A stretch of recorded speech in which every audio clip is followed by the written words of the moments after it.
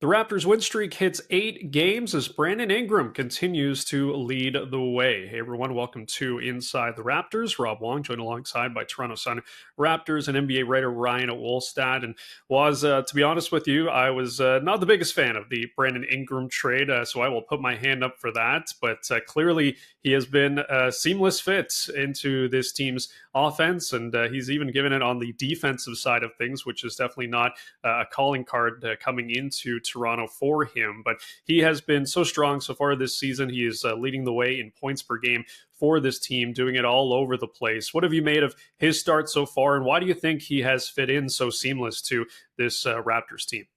Well, I don't think it could have gone any better than how it has so far. I mean, there was no question this guy was a really remarkable talent. He was a star at Duke, a second overall pick, a centerpiece of an Anthony Davis trade. Like the talent was there, but the issue was the buy-in. Was he in the right system? Was he going to defend, like you said?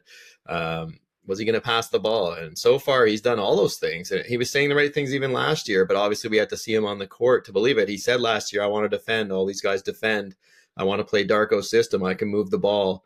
And he has done a nice job. There are times when he holds it obviously a long time and there might be a turnover or a tough shot, but he makes a lot of those tough shots. And more often than not, he is moving the ball. He is, making the right basketball play. If there's an open guy, he's going to find him. And the truth is they just haven't really had many players as talented, just pure scorers as Brandon Ingram. Like I'd argue maybe Kawhi Leonard and Vince Carter are the only two pure scorers really they've had that were actually more talented than he is at just putting the ball in the hoop. And it's just been something to see. And then just the buy-in on defense, his deflections are almost double his career average, over 2 a game. He's diving on the floor. He's rebounding at a high rate, and it's just been really remarkable what he's done. The teammates love him. He tried hard last year to not try to big time anyone, even though, he's making a lot of money, more than most of his teammates. He took them in, he gave them advice. He had gatherings for them, and he's just been, like I said, just exactly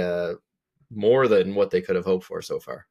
Yeah, this is a guy at this stage of his career clearly just wants to win ball games at this point and is willing to do anything it takes to get that done. And the Raptors have been doing a lot of winning so far, 13-5 to begin the season. Now, the caveat I think everybody is looking at right now, Ryan, is the schedule. They've been very fortunate with some of the teams that they have faced so far this year. That's not to take away anything from them. You got to beat the teams that are in front of you. But how are you weighing the schedule that they've had and some of the opponents as to where they might actually be as a legitimate team here in the Eastern Conference? I mean, I think the schedule stuff is slightly overstated. They've had it was really tough to start, and it's just been cream puffs lately. So I think people are just looking at what have you done for me lately, and they've been playing like truly awful teams. Like it's pretty rare that there's 3 teams in a conference this terrible that are struggling to win 2 or 3 games at this point of a season.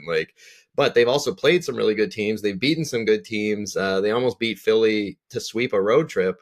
They've beaten Cleveland 3 out of 3 times. Like they've been good, and the rest of the schedule reflects that it's been sometimes hard, sometimes tough. They have, I think, like the 17th toughest schedule remaining. They're right in the middle of the Eastern Conference. I think 7th out of 15 teams of strength of schedule remaining. So it's been about average. They've taken advantage of, Cleveland had a lot of guys out. They've added other teams with guys out, but I think this is a good team. Are they a 65% of the time wins or 70% of the time wins team?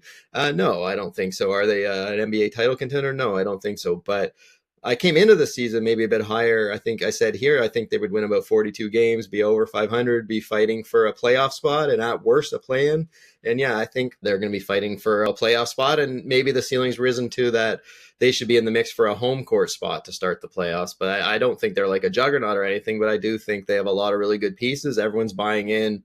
Ingram's taking so much pressure off other players, like just because you don't have players trying to do too much anymore. In the past, you've had RJ Barrett trying to act like a number 1 scorer on a good team. And he's a really good player, but that shouldn't be what he is. In the past, you've had Scotty Barnes trying to be, more than he is offensively. And what he is just one of the best all around players in the NBA. And a guy that if he's your 3rd leading scorer, you're in a really good spot because he only really wants to average around 20 points. So Ingram's just letting everyone fit in where they should.